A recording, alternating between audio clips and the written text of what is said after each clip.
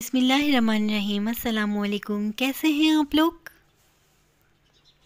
क्या हो रहा है ईशा? कुछ नहीं अम्मा, ऐसे ही देख रही थी कॉपी को। क्या कर रही हो? ऐसे ही देख रही थी मैं कॉपी को। आओ चलो, साइमा आंटी की कॉल आई है, चले? सूप पीना? आ जाओ चले। उम्मीद करती हूँ अल्लाह ताला की ज़ात से कि आप लोग सब ठीक होंगे, खैरियत से होंगे और अल्लाह ताला की अमान में होंगे। तो जनाब, हम यहाँ पर आ गए थे साइमा की फरमाइश पे कि भाई तुम लोग नीचे आ जाओ बच्चियों को लेकर और हम लोग सूप पीने चलेंगे। अच्छा, सर्दियों के मौसम में सूप पीने का अपना एक अलग मज़ा होता है और यहाँ का बहुत ज़्यादा ही फेमस सूप था। तो यहाँ पे साइमा हमें लेकर आ गई थी। बहुत ही मज़ा आ रहा था सूप पीते हुए। काफ़ी दिनों के बाद जो है वो हमने इस तरह बाहर कुछ बैठ के खाया था। और बस ये था कि दोनों बच्चियाँ भी बहुत ज़्यादा अपसेट थीं, घर चेंज किया था और इनके साथ जो आपको बताया था कि इस वक्त इनकी तालीम का साल जो है वो ज़ाया हो रहा था और इस वक्त पेपर देने का टाइम था। तो बस यही था कि ये लोग दोनों खुश हो गई थी, क्योंकि कमरे में किसी न किसी कोने में दोनों मुझे बैठी हुई मिलती हैं और मैं जो है इन लोगों पे ख़ास निगाह रखती हूँ कि बच्चियाँ कहाँ पे बैठी हैं, क्या कर रही हैं। बस मैंने ईशा को इस तरह अपसेट देखा तो बस ये था कि मैंने कहा चलो बेटा, साइमा आंटी की कॉल आ गई है, हम लोग वहाँ चलते हैं। और इत्तेफाक से उस वक्त साइमा की कॉल भी आ गई थी। खैर, हमने यहाँ पे काफ़ी इंजॉय किया। और आपको पता भी होगा कि साइमा की एक बेटी है जिनका नाम है सोएबा। आपने हमारी अक्सर वीडियो में उस बच्ची को देखा होगा, एक ही वीडियो में वो आई है उसको। तो बस वो बच्ची अब 16 साल की हो चुकी है और डिसेबल है।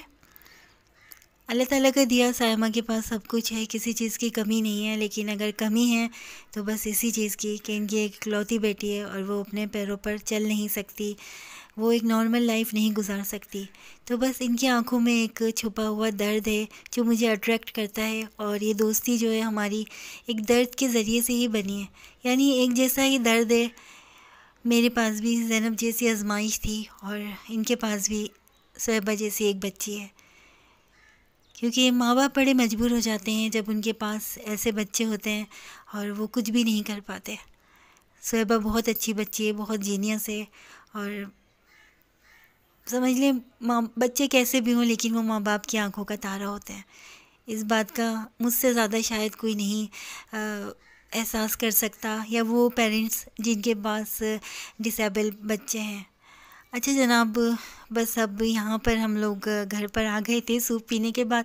तो साइमा ने नाश्ता भी ले लिया था ज़बरदस्ती, कि वो अपने घर के लिए ले रही थी। उन्होंने कहा कि अमरीन, सुबह तुम लोग इसका नाश्ता करना, क्योंकि हमारा कल जो है वो पहला नाश्ता होगा इस घर में। तो बस उसने कहा कि ज़बरदस्ती ले लिया था नाश्ता, अपने घर के लिए लिया, तुम लोग ले लो, तुम इस नाश्ते को रखो। और मैं भी ज़्यादा मना नहीं करती, क्योंकि साइमा कहती है कि मुझे करने दिया करो यार, मुझे एक रूहानी सुकून मिलता है। तुम्हारा ऐसा वक्त है, कोई बात नहीं, मैं तुम्हारी दोस्त हूँ, तुम्हारी बहन हूँ, इसमें कोई ऐसी बात नहीं है। तो बस जब कोई इतने प्यार, इतनी मोहब्बत से आपके साथ पेश आए तो फिर आपको भी उसका दिल रख लेना चाहिए। और यहाँ पे साइमा ने जो था वो ज़ीशान के लिए भी सूप का ऑर्डर कर लिया था, कि पार्सल बनवा लिया था कि ज़ीशान भाई भी पी लेंगे। तो ज़ीशान तो गए हुए थे काम से किसी, और हम लोग बस यहाँ पर आ गए थे।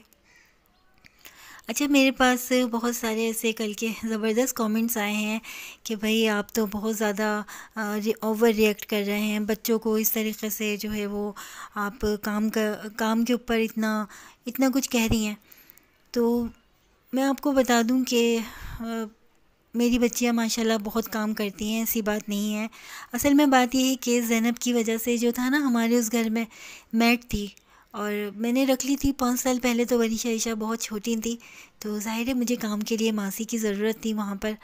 और वो मेरी हेल्पर बहुत अच्छी थी, झाड़ू पोछा करने के साथ वो कपड़े भी धो लिया करती थी और मैं भी उसके साथ काम करवा लिया करती थी, क्योंकि ज़ैनब के साथ जो था मुझे इतना टाइम नहीं मिल पाता था।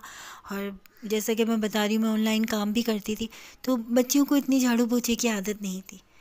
संडे वाले दिन भी ये था कि ये दोनों झाड़ू पोछा लेके खड़ी हो जाती थी कि मम्मा हम झाड़ू करेंगे, झाड़ू लगाएंगे, पोछा करेंगे। तो मैं जो है झाड़ू पोछा छुपा दिया करती थी कि बेटा नहीं, तुम नहीं काम करो, क्योंकि ज़ैनब के काम बहुत सारे हुआ करते थे और ये बच्चियाँ उस वक्त मेरे साथ बहुत हेल्प करवाया करती थी। ज़ैनब की कमर पे एक ज़ख़म था जो बार बार जब ज़ैनब का पैम्पर लोड हो जाता था ना, तो फिर वो ज़ैनब की जो कमर की पट्टी थी वो गीली हो जाया करती थी।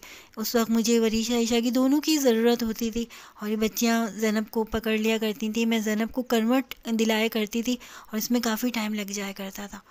तो इसी वजह से हमारे घर में मासी थी और बच्चियों को काम की आदत नहीं थी इस काम की। तो अब ये तो है कि यहाँ पर आने के बाद ये बच्चियाँ मुस्तकिल झाड़ू पोछा भी करवा रही हैं, तो ज़ाहिर है एक माँ का दिल तो दुखेगा ना कि एकदम से इनके ऊपर ही काम पड़ा है और स्कूल भी नहीं जा रही।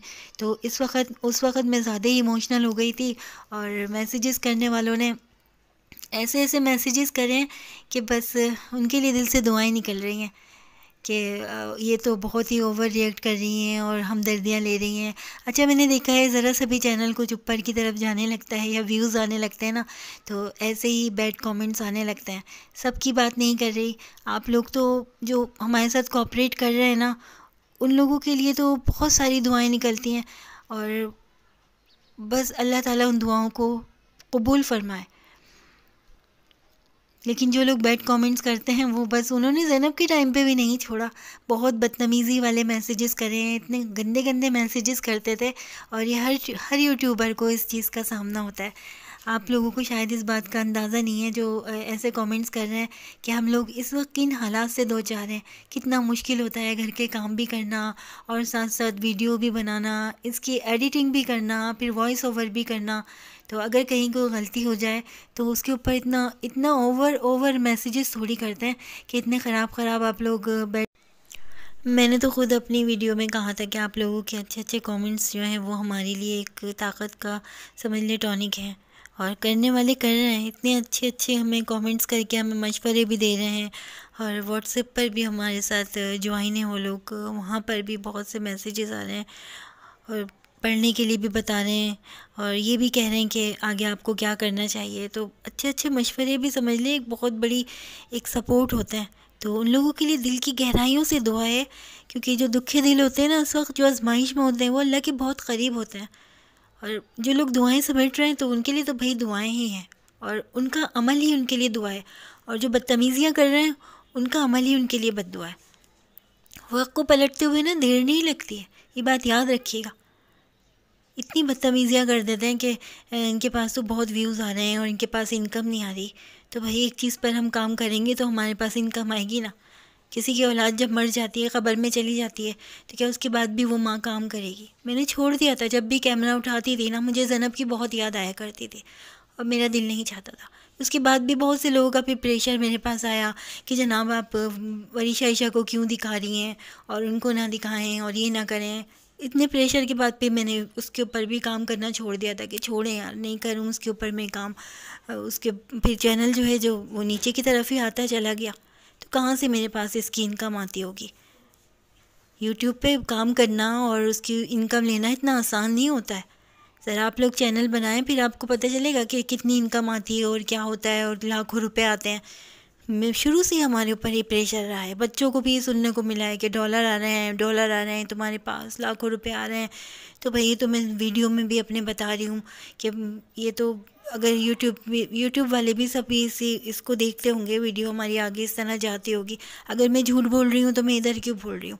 अल्लाह का शुक्र है झूठ बोलने की आदत नहीं है।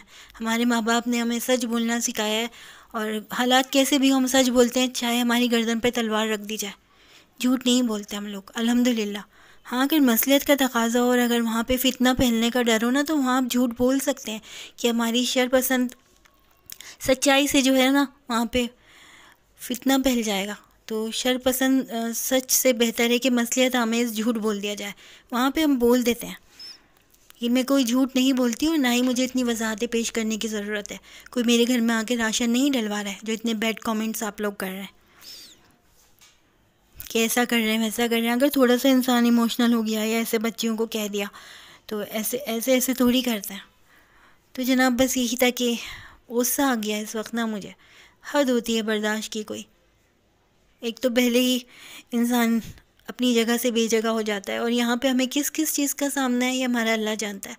अब हम आगे जाएंगे, आगे की तरफ अल्लाह ताला हमें कुछ आसाइशें देगा, हम अपनी मेहनत से कुछ अचीव कर लेंगे तो हासिदीन की एक लंबी कतार शुरू हो जाएगी और इतने हसद करने वाले खड़े हो जाएंगे, और वो लोग ये नहीं देखेंगे कि इन्होंने ज़िंदगी में सरवाइव कितना करा है, खोया कितना है, तब कुछ जाकर अल्लाह ने इनको नवाजा है, उस वक्त हसद करना शुरू हो जाएंगे। तो भाई जो भी अल्लाह ताला ने दिया मैंने आप लोगों के साथ सबके साथ शेयर किया, अपनी वीडियो में दिखाया, जो भी ख़रीदा, जो भी लेकर आई। तो बस समझ नहीं आ रहा, अब मेरी तो मजबूरी है ना कि मुझे इस चैनल पर काम करना है, अल्लाह ताला ही करवा रहा है ये सब काम। तो जहाँ कोई गलती हो जाया करे तो उसको ज़रा तमीज़ से बात करके समझा दिया करें, गुस्सा नहीं दिलाया करें, आप लोगों की मेहरबानी होगी। और जो लोग सपोर्ट कर रहे हैं ना, तो समझ लें वो तो बहुत सारी उनके लिए दुआएं हैं, और करती रहूँगी। जब भी जानमाज़ भी चाहती हूँ ना, उन लोगों के लिए बहुत सारी दुआएं निकलती हैं। और मेरी तो ऐसी सब्सक्राइबर मेरी बहनें हैं जो समझ लें मेरे लिए बहनों का दर्जा हासिल कर चुकी हैं, इतनी सपोर्ट करती हैं। सपोर्ट का मकसद ये नहीं होता कि हम लोग उनसे कुछ मांग रहे हैं, सपोर्ट का ये मकसद भी होता है कि वो लोग हमसे इतनी मोहब्बत से बात करती हैं, प्यार करती हैं, हमें फ़ोन करके बताती हैं कि ये गलती ना करें, ये बात ना करें, और हम अच्छी बात मानते भी हैं। तो बस यही है कि इस वक्त थोड़ा आज मैं ज़रा गुस्से में आ गई हूँ, इंसान हूँ, मशीन थोड़ी हूँ, मुझे भी खुशियों की ज़रूरत है। एक ज़िंदगी का एक लंबा हिस्सा गुजर गया है आजमाइशों में और तकलीफ़ों में। शुक्र है अल्लाह ताला का, इससे बड़ी बड़ी आजमाइशें नबियों पे, पैगंबरों पे आई हैं। खैर वो तो नबी पैगंबर थे, हम तो उनकी खाक के, उनकी कदमों की खाक हैं, हम उनकी क्या बराबरी कर सकते हैं। लेकिन हम इतना तो कर सकते हैं कि हम उनकी जो ज़िंदगी है उससे हम कुछ सीख सकते हैं। अपना बहुत सारा ख्याल रखिएगा, कमेंट्स करते रहें और चैनल को सब्सक्राइब करते रहें। अल्लाह हाफ़िज़।